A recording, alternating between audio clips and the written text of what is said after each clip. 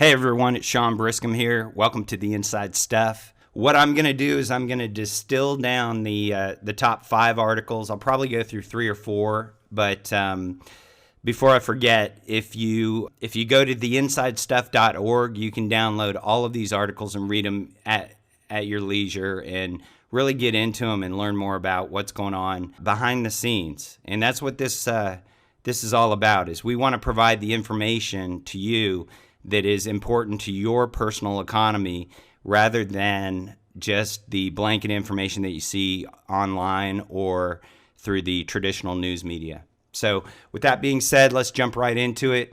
The first article that I'm going to go through is from Benefits Pro, and it is entitled The Year in Review. Transamerica, Vanguard, and One America executives review 2015 and how 2015 went and what is ahead for 2016. Okay, great article, a lot of good insight from Bank of America execs and from Transamerica and Vanguard execs, but I'm kind of partial to One America. That's the company that I typically work with the most, and there's a reason for that, and that's because they get what's going on around the world and they hedge accordingly, so to speak. So I'm going to jump down here to the interview with the CEO of One America for the Retirement Services Division of One America. Okay, his name is William F Yeager, and he is the president of One America Retirement Services Division. One America has $56 billion in assets under management, and they serve about 1.2 million people with their retirement services division. Now, let's define retirement services. Okay, we're talking about qualified plans, 401ks, IRAs, mutual funds, as well as alternative, typical, traditional retirement services like 401ks, IRAs, and mutual funds. But we're also talking about the atypical retirement services or retirement plans like annuities, insurance, and the like. You know, it's our belief that you cannot just build your nest egg or your retirement assets using some kind of diversified portfolio plan. You know, that is an accumulation plan. What we focus on is the distribution side of retirement or the income streams at retirement. So the question I have this week is, what is your income plan for retirement? When you go to your financial planner and you ask that financial planner, great, I know what my contribution plan is. I know how much money I'm going to be putting into this plan and how it's going to be diversified to get me to that magic number that I need for my nest egg at retirement. But what is the distribution plan? What is my income plan at retirement? I promise you, if you asked every single person out there, if you asked your financial planner that question, what is my income plan at retirement? Not one single financial planner can answer that question. Why? Because they don't even consider that side of the mountain. You know, don't forget the mountain. The climb up the mountain is the accumulation phase or the buildup of your nest egg for retirement. But is the goal to get to the top of the mountain and take a selfie and that's it? Build up this giant nest egg to a certain number and then quit? No. The actual goal is to get back down the mountain safely. Again, just to remind people, 75% of all deaths that occur on Mount Everest occur on the way back down. Let me repeat that. 75% of all deaths that occur on Mount Everest occur on the descent, on the way back down the mountain. Why do you think that is? Well, there's only one reason. It's because on the way up, they didn't have the right equipment. They didn't pack the right equipment in their backpack before they started their ascent up the mountain. And that is critical. Keep that in the back of your mind for a second. Anyway, for this article, what was the biggest development in 2015 from your perspective, from One America's perspective? Mergers and acquisitions were the number one biggest development. And so he says, clearly the pace has increased and there will be more. Why does he believe that? And why are mergers and acquisitions so important to study, for us to study and understand?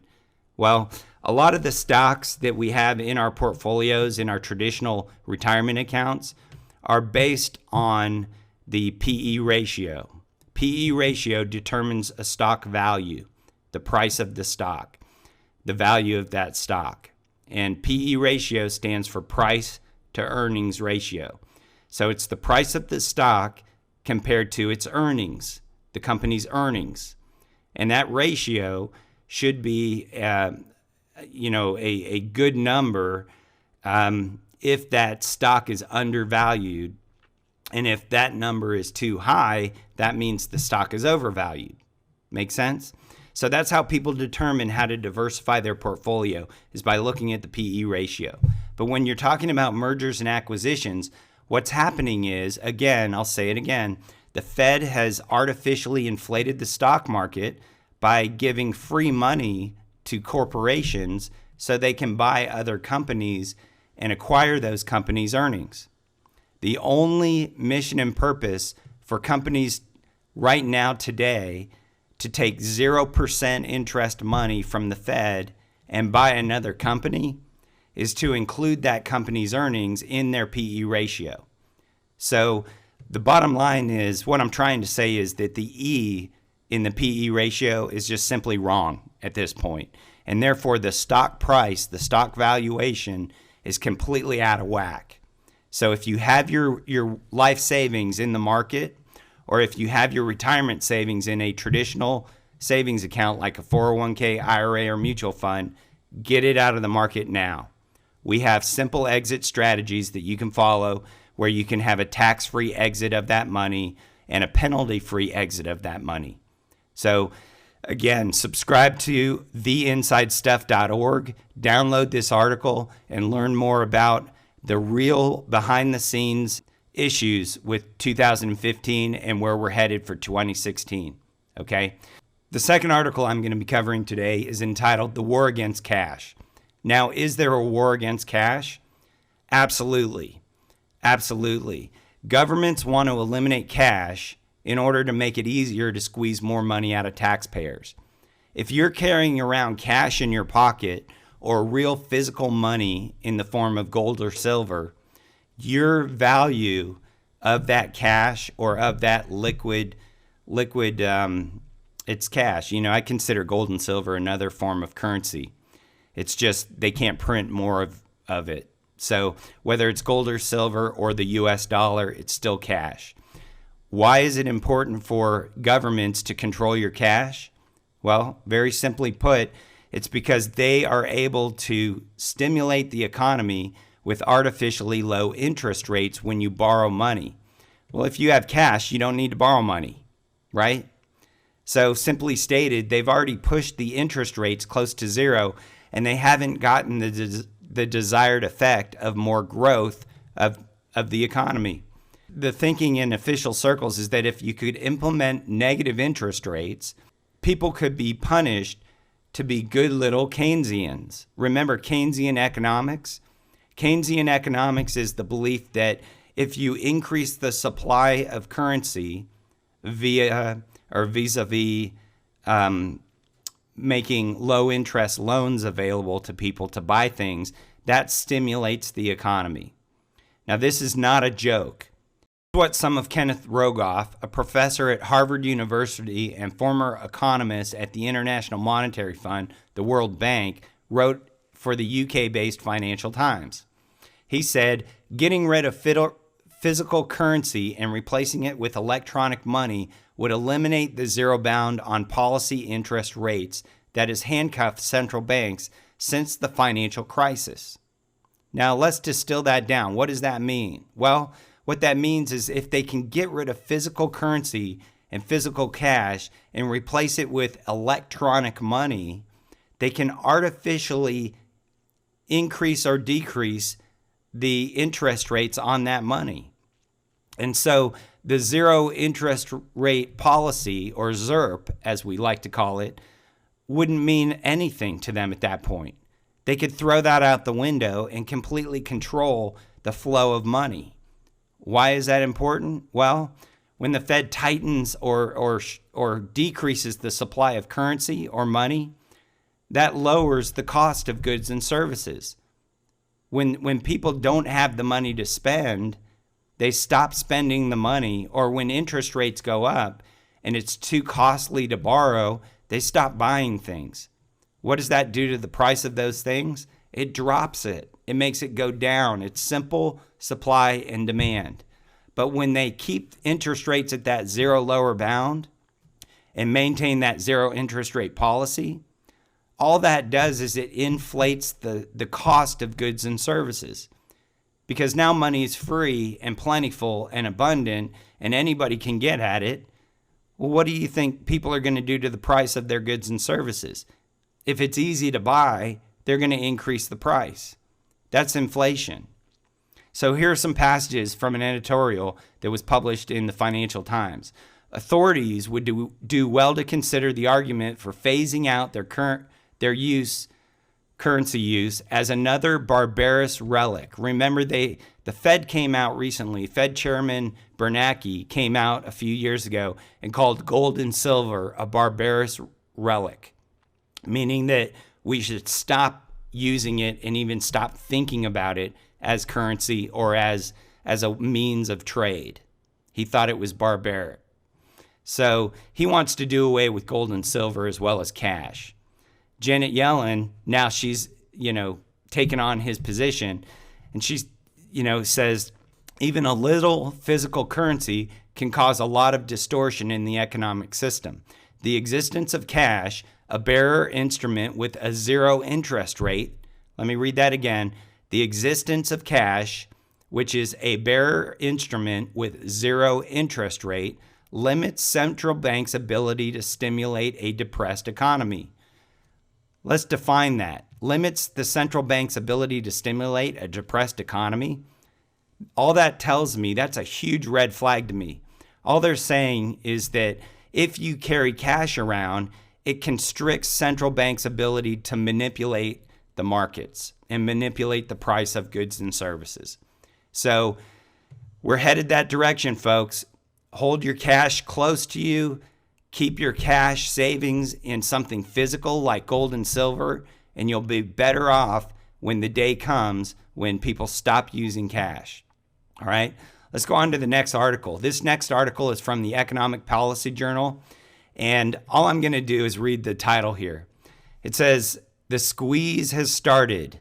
If you were born after 1953 and you're married, your Social Security benefits have just been cut. So congratulations, baby boomers. The money that you put into the Social Security fund is not going to be there for you now that you need it." All right. This article, again, is available on theinsidestuff.org. So go to theinsidestuff.org and download all these articles and read them for yourself. Okay. Next article I'm going to go to is from Value Walk, and it's called "The New Income Defense Industry to Help the Super Wealthy Pay Even Fewer Taxes." Now, there's a lot of belief out there that the super rich take advantage of tax loopholes. And that's true. They do. Remember that taxes are not even necessary. Why do we need taxes? If we have the ability to print an unlimited supply of money to fund these government programs like Social Security, Medicare, Medicaid, A through D, even student loans, we have the ability to print an unlimited quantity of money. Why do they have to collect taxes? Why does the government have to collect taxes if we can print any amount of money that we want to? Well, the wealthiest people out there get this. And so they have teams of tax attorneys and planners who do everything in their power to avoid transferring that wealth that the wealthiest families have generated to the government. One of the biggest loopholes that wealthy families have figured out is creating your own family office. Now, family offices are very similar to hedge funds. You can manage your wealth inside of a family office, and any growth on that money can be tax-free to the family if it's done correctly. Now, again, if you're interested in these strategies, go to theinsidestuff.org and download these articles so you can learn how to game the system in your favor, how you can protect your own personal economy. The next article I'm going to go over is how new Treasury data shows how progressive America's tax code really is today. It says there's a vigorous debate among the presidential candidates over how we should tax Americans at different income levels. And some candidates argue that the wealthiest families should pay more, while most candidates contend that the middle class is overtaxed as it is. Still others argue that everyone should get a tax cut. So what's the truth? What's the real data show us? Well, the tax burdens are progressive. Right now, today, American tax system is the most progressive tax system in the entire world. And the share of income taxes paid is staggering when you talk about the income levels of different families. The top 0.1% of taxpayers pay exorbitant amount of tax in comparison to lower class, middle class, and lower class families. They pay the majority of income taxes. The top 0.1% pays an average of 25% income tax, federal income tax, versus just 15% on average for middle class families. So those of you who believe that the wealthiest families are paying less in taxes than the middle class and lower class, the data shows different. So download this article at theinsidestuff.org and learn the real true data. Get out there and look at these charts. I'm looking at a chart right now that is staggering to me. It's the average tax rates of different income levels, different family income levels, the average individual income tax rates.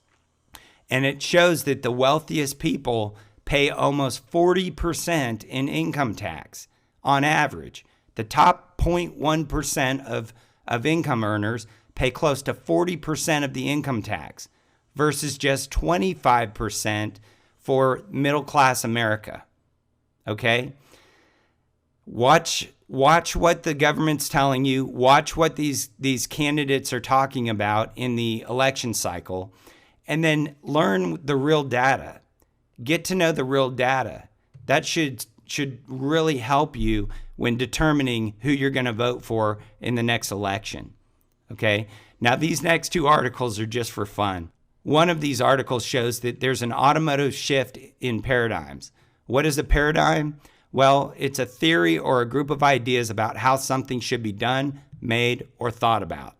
So I'm going to give you a huge paradigm shift here. And we're going to talk about it in terms of cars, automobiles. So everybody that goes out and buys a new car looks for the best discount, right? Psychologically speaking, when you go to a dealership, what you're really looking for is the best discount that you can get on that car. All right? So what about these discounts off the MSRP, or the manufacturer's suggested retail price? This is another paradigm shift as automakers continue to squeeze margins from the dealers. Margins are the difference between what the dealer pays the factory and what the manufacturer's suggested retail price is, or MSRP as it's known. So consider this. A well-run dealership today spends roughly $1,500 for every new vehicle that it sells. This includes the cost of rent, utilities, commissions, and salaries, all of the overhead. An average dealership spends closer to $2,000 per car. So a well-run dealership spends a little bit less money in overhead than an average dealership does per car. But the consumer paradigm shift that we're talking about happens when we talk about the discounted price of that car, of that automobile. Are you confused yet? Well, let me put it into numbers for you so it makes more sense. A loaded Honda Pilot, which is an SUV, the MSRP on a loaded Honda Pilot is roughly $47,300, according to Edmunds.com. Okay? The average selling price of that same vehicle is $46,750. So the MSRP is $47,300, but the average sales price is $46,750. So that's an average of $550 off of the MSRP. You follow me so far? So how many people will walk away from the Honda Pilot because the dealer didn't knock off $2,000 or more from the sticker price? How many of you would expect $3,000 or more off of the MSRP? Now, this is true for whether you're buying a Honda Pilot or a Mercedes SUV.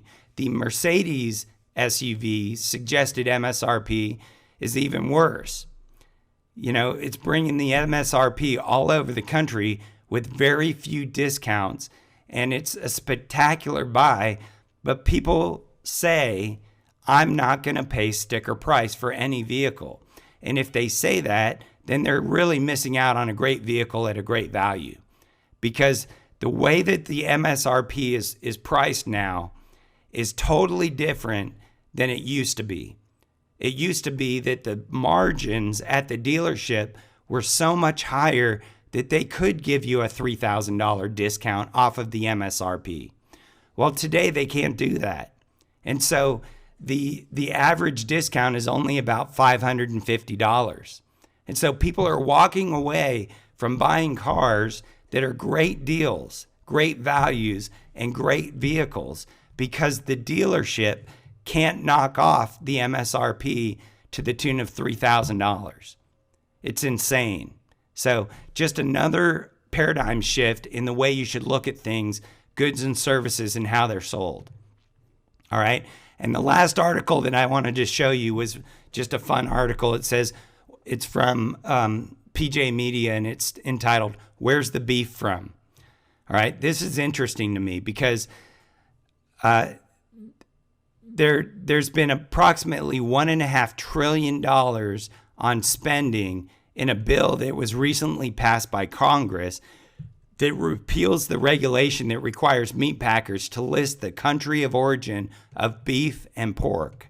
Now, why would the government, our government, spend $1.5 trillion in a spending bill just to repeal the regulation that requires meat packers to list the country of origin for beef and pork? Why would they do that? Well, the simple answer is because the World Trade Organization last week gave Canada and Mexico the authority to impose $1 billion in tariffs or taxes after ruling earlier this week that rule that meat packers are required to list the country of origin, that rule discriminates against Canadian and Mexican livestock.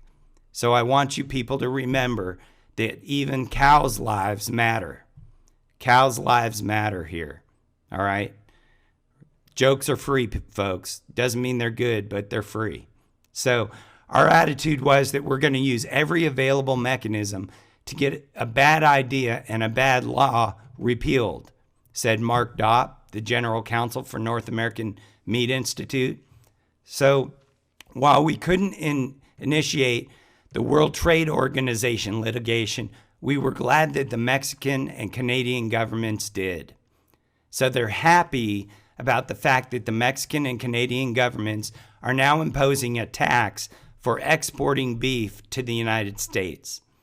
And we just spent $1.5 trillion to repeal a regulation that requires meat packers to list the country of origin of beef and pork. Those are your well-earned tax dollars. Those are your tax dollars at work, folks. So congratulations. Anyway, that's it for me. Have a great rest of the week, and we'll be talking to you again next week. Again, if you want to download all of these articles and read them at length, you can go to theinsidestuff.org.